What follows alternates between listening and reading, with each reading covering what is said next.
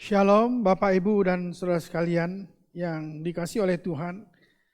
Di dalam renungan singkat pada hari ini, saya akan masuk di dalam bagian yang kedua, yaitu Roh Kudus yang dijanjikan oleh Tuhan Yesus. Roh Kudus yang dijanjikan oleh Tuhan Yesus. Mari kita tunduk kepala, kita berdoa. Bapa di dalam surga, kami bersyukur untuk anugerah demi anugerah yang terus Engkau limpahkan bagi setiap kami. Dan Engkau telah memberikan pemberian yang berharga bagi kami, yaitu Roh-Mu yang kudus, yang Engkau taruh di dalam hidup kami, mendampingi kami dan menyertai kami. Terima kasih untuk setiap anugerah yang boleh Engkau terus nyatakan di dalam hidup kami. Berkati renungan kami pada hari ini. Di dalam nama Tuhan kami Yesus Kristus, Juru Selamat kami, Tuhan kami naikkan doa ini. Amin. Bapak, Ibu, dan saudara sekalian, di dalam bagian yang pertama kita telah membahas mengenai Roh Kudus yang dinubuatkan dan dijanjikan di dalam perjanjian lama oleh nabi-nabi, terutama 4 nabi yang dengan jelas berbicara mengenai pencurahan Roh Kudus. Mulai dari Yesaya pada abad yang ke-8 sebelum Masehi. Kemudian yang kedua oleh Nabi Yeskiel pada akhir abad yang ke-6 pada waktu Israel dibuang di dalam zaman kerajaan Babel. Kemudian yang ketiga pada masa zaman Zakaria ketika orang Israel sedang dijajah oleh Persia pada abad yang ke-6. Kemudian terakhir pada abad yang ke-4, yaitu oleh Nabi Yoel ketika Israel pun ada di dalam pembuangan di dalam kerajaan Persia. Maka kita melihat bagaimana janji ini dinyatakan dari abad yang ke-8 sebelum Masehi sampai dengan abad yang ke-4 sebelum Masehi, 400 tahun. Janji ini diulangi 4 kali. Kemudian setelah itu, dari zaman setelah pembuangan, maka kita lihat 400 tahun Tuhan tidak mengirim nabi. Terakhir Tuhan mengirim Nabi Maliaki. Dan setelah itu Tuhan tidak mengirim nabi lagi. Sampai nanti di dalam zaman Yohanes Pembaptis. Dan kita lihat janji mengenai Roh Kudus seolah-olah dilupakan. Mereka mencari di dalam masa-masa pembuangan. Tidak ada nabi yang diutus, tidak firman yang diberikan. Mereka menanti-nanti janji yang disampaikan di dalam perjanjian lama. Sudah sampai puncaknya ketika Roh Kudus turun ke atas Yesus Kristus, menaungi dia dari sejak kelahiran, dan tinggal di dalam dirinya, mengurapi dia, memakai dia dengan kuasa daripada Roh Kudus di dalam pelayanan yang dikerjakan oleh Tuhan Yesus dan juga oleh Yohanes Pembaptis. Maka Yohanes Pembaptis berbicara mengenai Kristus, dan nanti Kristus berbicara mengenai Roh Kudus semakin jelas. Maka kita lihat di dalam Injil Yohanes pasal 14, pasal 15 dan pasal 16. Ini disebut dengan the exclusive teaching of Christ. Satu pengajaran Kristus yang eksklusif hanya untuk murid yang asli. Setelah di dalam Injil Yohanes menyebutkan mengenai hal ini, setelah Yudas Iskariot keluar dari antara para murid, maka Tuhan Yesus memberikan pengajaran yang paling penting mengenai the exclusive teaching of Christ. Dan salah satu pengajaran yang paling penting di dalam bagian ini adalah janji tentang Roh Kudus. Maka kita akan melihat di dalam bagian ini, pasal 14, 15, dan pasal 16, Tuhan Yesus mengajarkan tentang Roh Kudus. Khususnya kita akan menyoroti Yohanes 14, ayat 16 sampai 17. Kemudian diulangi lagi dalam Yohanes pasal 15 ayat 26 sampai dengan ayat yang ke-27. Kemudian Yohanes pasal 16 ayat 7 sampai dengan ayat yang ke-15. Mari kita memperhatikan bagian-bagian ini mengenai janji yang disampaikan oleh Tuhan Yesus tentang Roh Kudus yang akan diutus dan diberikan kepada setiap orang yang percaya. Yohanes 14 ayat 16 dan ayat yang ke-17. Aku akan minta kepada Bapa, dan Ia akan memberikan kepadamu seorang penolong yang lain, supaya Ia menyertai kamu selama-lamanya, yaitu Roh kebenaran. Dunia tidak dapat menerima Dia, sebab dunia tidak melihat Dia dan tidak mengenal Dia.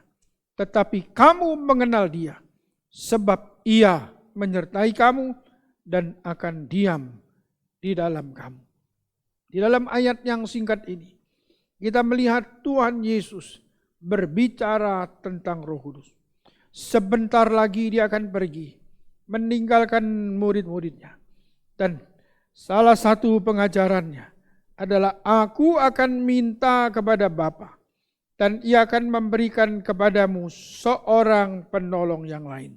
Maka di sini kita lihat beberapa karakteristik daripada Roh Kudus yang akan diutus turun ke dalam dunia menyertai setiap orang yang percaya. Pertama, Roh Kudus turun oleh karena Bapa dan Kristus yang mengutus Roh Kudus turun. Kristus sebentar lagi naik, maka Kristus minta kepada Bapa, dan Bapa akan memberikan kepada setiap orang percaya, kepada murid-muridnya, seorang penolong yang lain. Ini menjadi ciri yang pertama. Maka Bapa mengutus Yesus Kristus. Kemudian Bapa dan Anak yaitu Yesus Kristus mengutus Roh Kudus. Roh Kudus dikatakan di dalam bagian ini adalah penolong yang lain. Maka kita lihat dari kata ini, Roh Kudus adalah pribadi yang setara dengan Kristus. Kalau Bapak Ibu tanya dari mana kita tahu bahwa Roh Kudus setara dengan Kristus? Karena di dalam bagian ini kita melihat satu kata penolong yang lain. Roh Kudus adalah penolong yang lain. Kata yang lain itu memiliki satu pengertian unik. Karena kata yang lain di dalam bagian ini memakai istilah di dalam bahasa Yunani, yaitu laos. Laos itu artinya yang lain, yang setara. Saya akan memberi contoh. Apabila Bapak Ibu datang kepada saya, memberi saya satu buah anggur. Kemudian saya tidak berkenan terhadap buah anggur ini. Kemudian saya mengatakan kepada Ibu, tolong saya berikan yang lain. Dan saya menggunakan kata laos, berarti saya minta anggur yang lain, bukan anggur yang ini. Tetapi apa yang saya minta adalah anggur yang setara dengan anggur yang sebelumnya. Tetapi kalau saya menggunakan kata diotero, kata yang lain, kata diotero, maka saya waktu memakai kata tersebut, saya minta yang lain, maka Bapak Ibu bisa memberi kepada saya buah mangga, buah apel, buah jeruk, karena saya minta yang lain. Dan di dalam bagian ini memakai satu kata di dalam bahasa Yunani, itu laos. Laos artinya yang lain, yang setara. Maka kita lihat di dalam bagian ini, Tuhan Yesus mengatakan, aku akan memberikan dan Ia akan memberikan kepadamu seorang penolong yang lain. Satu penolong yang setara dengan Yesus Kristus. Saudara, kata penolong di sini adalah parakletos. Parakletos bisa diartikan penolong, bisa diartikan saya pengantara, bisa diartikan sebagai pendamping, bisa diartikan saya penghibur. Maka kita lihat Kristus itu adalah parakletos. Roh Kudus adalah Parakletos yang setara dengan Yesus Kristus. Kita lihat ciri yang kedua di sini. Bahwa Roh Kudus datang karena diutus oleh Bapa dan Anak. Yang kedua, Kristus mengutus seorang penolong yang lain yang setara dengan dirinya, yaitu Roh Kudus. Kita lihat ciri yang ketiga. Roh Kudus adalah roh yang akan menyertai setiap orang yang percaya selama-lamanya. Dia tidak menyertai dengan waktu yang sementara. Dia menyertai setiap orang yang percaya kepada Yesus Kristus selama-lamanya. Tidak pernah meninggalkan mereka kembali. Inilah yang dirindukan oleh orang Israel di dalam perjanjian lama. Kapan Roh Kudus akan dicurahkan? Kapan Roh Kudus akan memberikan firman? Dan Tuhan Yesus 400 tahun kemudian menegaskan mengenai hal ini. Roh Kudus akan menyertai mereka selama-lamanya. Ciri yang keempat, Roh Kudus itu disebut roh kebenaran. Karena Roh Kudus tidak pernah berdosa. Roh Kudus akan menyatakan kebenaran. Roh Kudus akan mengungkapkan kebenaran. Roh Kudus akan mewahyukan kebenaran kepada setiap kita. Maka kita bersyukur ada Roh Kudus yang tidak pernah berdusta. Dia akan menyatakan apa yang harus dia sampaikan. Dan dia menyampaikan apa yang didengarnya dari Kristus. Yang berikutnya, ciri berikutnya, Roh Kudus yang seperti ini adalah Roh Kudus yang tidak dikenal oleh dunia. Dan Roh Kudus tidak diterima oleh dunia. Tetapi Dia mengenal kita. Kita mengenal Dia. Karena Dia menyertai kita. Saudara, inilah yang menjadi sesuatu penghiburan bagi kita. Kita mengenal Roh Kudus, roh kebenaran itu, penolong itu yang akan menyertai kita. Di sini kita akan melihat satu hal yang sangat penting. Seorang yang mengenal Roh Kudus, maka dia akan mencintai kebenaran. Seorang yang mengenal Roh Kudus, dia akan berjuang untuk kebenaran. Seorang yang mencintai Roh Kudus adalah orang yang mencari kebenaran. Kita lihat konsep ini begitu penting. Karena Roh Kudus adalah roh kebenaran. Roh yang akan menuntun kita ke dalam seluruh kebenaran. Berikutnya, ciri Pak Roh Kudus yang akan dicurahkan adalah Dia akan diam di dalam setiap orang yang percaya kepadanya. Kita melihat ciri ini di dalam bagian ini. Sebab Ia menyertai kamu dan akan diam di dalam kamu. Kita bersyukur Roh Kudus di dalam perjanjian lama hanya hinggap tertentu di dalam masa tertentu secara sementara kepada orang Israel saja. Tetapi di dalam perjanjian baru, janji yang Tuhan berikan, Roh Kudus yang akan dicurahkan adalah roh yang akan menetap, tinggal selama-lamanya, diam di dalam hati setiap orang yang percaya. Biarlah kita boleh menjadi orang yang bersuka cita, karena roh yang dikaruniakan adalah roh yang tetap, yang kekal, yang selama-lamanya akan menjadi penolong di dalam hidup kita. Kita melanjutkan kembali di dalam Yohanes pasal 15 ayat 26 sampai ayat yang ke-27. Tuhan Yesus kembali menyatakan mengenai siapakah Roh Kudus.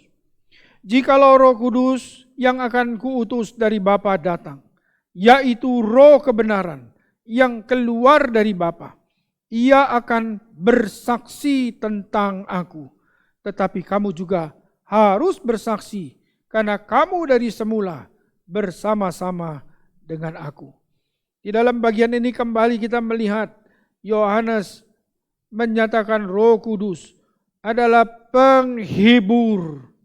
yang diutus oleh Kristus keluar atau datang dari Bapa. Dia adalah penghibur. Ia akan memberikan kekuatan, memberikan pendampingan, memberikan pertolongan kepada setiap orang yang percaya. Roh Kudus disebut kembali di dalam Yohanes pasal 15 sebagai roh kebenaran. Roh kebenaran yang akan bersaksi tentang Kristus. Maka Roh Kudus tidak pernah memuliakan dirinya sendiri.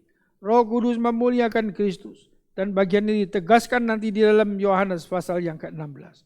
Dia akan bersaksi tentang Kristus. Karena Kristus adalah sang kebenaran tersebut. Baik, kita lihat Roh Kudus adalah roh kebenaran. Dia bersaksi tentang Kristus yang adalah sang kebenaran itu sendiri. Dia akan bersaksi tentang siapakah Yesus Kristus. Saudara, dunia menolak Kristus. Karena dunia menolak kesaksian daripada Roh Kudus tentang Kristus. Bersyukurlah kita jikalau kita mengenal Roh Kudus. Karena Roh Kudus menyaksikan tentang Kristus, sang kebenaran itu. Dan ketika dia bersaksi, seluruh kesaksiannya itu benar. Mutlak benar. Karena dia disebut sebagai roh kebenaran. Kemudian yang terakhir, kita melihat Yohanes pasal 16 ayat 7 sampai dengan ayat yang ke-15. Namun benar yang kukatakan ini kepadamu adalah lebih berguna bagi kamu jika aku pergi. Sebab jikalau aku tidak pergi, penghibur itu tidak akan datang kepadamu. Tetapi jikalau aku pergi, aku akan mengutus dia kepadamu. Dan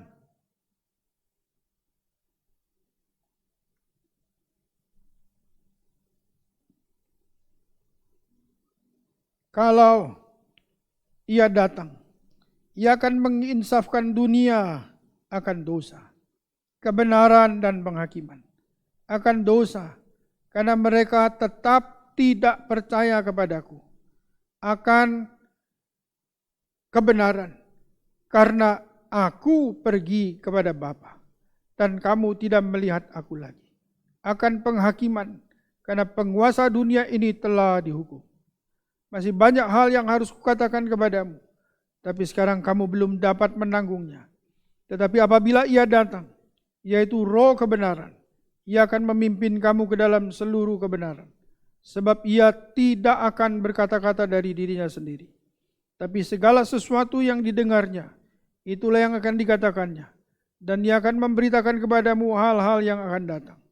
Ia akan memuliakan aku, sebab ia akan memberitakan kepadamu apa yang diterimanya daripadaku.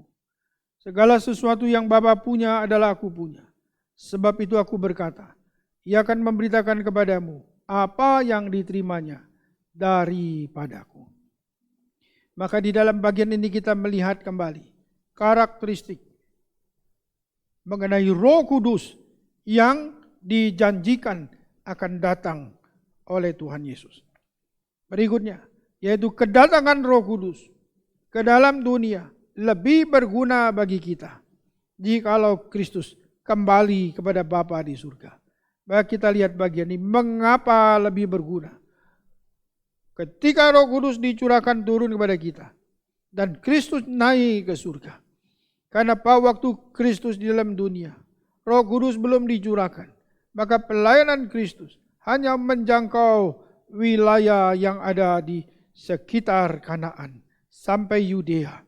Tetapi kita lihat setelah Roh Kudus turun, maka Roh Kudus memakai semua murid-muridnya di dalam jangkauan yang lebih luas sampai mencapai seluruh dunia. Maka kita lihat bagaimana Roh Kudus datang lebih berguna daripada jikalau Roh Kudus tidak datang. Dan karena Roh Kudus datang, maka Kristus bisa pergi kembali kepada Bapa. Dan kalau Kristus tidak datang, Roh Kudus, Sang Penghibur itu tidak datang. Tapi karena Kristus kembali kepada Bapa, maka dia mengutus Roh-Nya yang kudus untuk datang ke dalam dunia. Maka di sini kita perhatikan ciri berikutnya, bahwa kalau Roh Kudus datang, dia akan menginsafkan dunia akan dosa, kebenaran, dan penghakiman. 3 hal, Roh Kudus datang, menginsafkan dunia akan dosa, kebenaran, dan penghakiman. Pada waktu dia datang, dia bekerja di dalam hati orang berdosa. Melalui siapa? Melalui setiap orang yang telah ditebusnya. Melalui setiap orang yang menjadi saksinya. Menjadi setiap orang yang dipakainya untuk memberitakan Injil. Menginsafkan dunia akan dosa. Mempertobatkan orang berdosa. Dan menyatakan kebenaran Allah. Dan menyatakan penghakiman yang akan Allah kerjakan. Maka kita melihat di dalam bagian ini, bagaimana Roh Kudus bekerja, menyatakan dirinya kepada setiap orang yang percaya, memakai mereka menjadi saksinya. Karena pekerjaan Roh Kudus adalah menginsafkan orang berdosa akan dosa, membawa orang kembali kepada kebenaran, dan menyatakan penghakiman yang akan dinyatakan kepada dunia. Ada orang bertanya kepada saya, mengapa orang reform percaya kepada predestinasi, tetapi masih memberitakan Injil? Kalau predestinasi sudah dinyatakan, untuk apa orang memberitakan Injil? Bukankah satu hari, kalau memang dia sudah dipredestinasikan untuk diselamatkan, pasti akan diselamatkan? Saudara, saya menjawab pertanyaan ini. Justru karena ada predestinasi, maka kita seharusnya menjadi orang yang giat di dalam pemberitaan Injil. Karena pemberitaan Injil ini adalah pekerjaan Roh Kudus di dalam hidup kita dan melalui hidup kita untuk menjangkau umat pilihan Tuhan yang belum diselamatkan untuk dipanggil mengenal kebenaran di dalam Kristus Yesus. Ini yang pertama. Yang kedua, melalui pemberitaan Injil, maka penghakiman terhadap orang berdosa dinyatakan. Kepada orang yang akan binasa dinyatakan. Yang ketiga, melalui pemberitaan Injil, proklamasi kebenaran Allah terhadap dunia dinyatakan. Maka dunia tidak bisa berdalih. Orang yang akan binasa tidak bisa berdalih. Karena Roh Kudus datang menyatakan 3 hal ini. Menginsafkan manusia akan dosa. Menyatakan kebenaran. Dan penghakiman kepada dunia. Berikutnya, apabila Roh Kudus itu datang, ia akan memimpin setiap orang yang percaya ke dalam seluruh kebenaran. Indah sekali. Kita boleh menjadi orang yang mengenal kebenaran. Karena ada Roh Kudus yang membawa kita, memimpin kita untuk memahami, mengenal, dan hidup di dalam kebenaran. Seluruh kebenaran. Ini satu hal yang indah di dalam hidup setiap orang yang percaya. Maka kita lihat, kita menjadi orang yang tidak gampang ditipu oleh nabi-nabi palsu, oleh guru-guru palsu, yang bernubuat palsu, yang menyatakan mimpi yang palsu, menyatakan penglihatan-penglihatan yang palsu, hasil rekaan diri mereka sendiri. Karena Roh Kudus telah mewahyukan firman-Nya. Dan setiap orang yang telah ada Roh Kudus dalam hidupnya akan mengikuti pimpinan daripada Roh Kudus yang telah memberi inspirasi kepada para penulis untuk menuliskan firman-Nya yang tertulis. Alkitab ini dari Kejadian sampai Wahyu. Seluruh daripada kebenaran Allah dinyatakan di dalam firman-Nya. Dan Roh Kudus menuntun kita untuk memahami, mengerti, dan mengenal Allah dan kebenarannya. Maka biarlah kita boleh bersyukur karena kita boleh mengenal Roh Kudus dan menerima Roh Kudus di dalam hidup kita ketika kita percaya kepada Tuhan kita Yesus Kristus. Berikutnya, ciri berikutnya, bahwa Roh Kudus adalah roh yang akan memuliakan Kristus. Roh Kudus tidak memuliakan dirinya sendiri. Roh Kudus akan memuliakan Yesus Kristus. Dia akan meninggikan Kristus. Dia akan menunjukkan apa yang telah Kristus kerjakan bagi umat pilihannya. Apa yang Kristus kerjakan bagi setiap umat tebusannya. Maka Roh Kudus akan memuliakan Kristus. Di sini kita melihat setiap orang yang telah percaya kepada Yesus Kristus menjadi saksinya. Dia akan memuliakan Kristus. Bukan memuliakan dirinya. Bukan memuliakan yang lain. Bukan memuliakan semua pencapaiannya. Tetapi memuliakan Kristus yang telah menebus, telah menyelamatkan setiap umat pilihannya. Roh Kuduslah yang bekerja. Karena Roh Kudus memuliakan Kristus. Roh Kudus hanya memberitakan apa yang telah diterima oleh Kristus untuk disampaikan. Ini ciri yang dikerjakan oleh Roh Kudus di dalam hidup setiap orang yang percaya.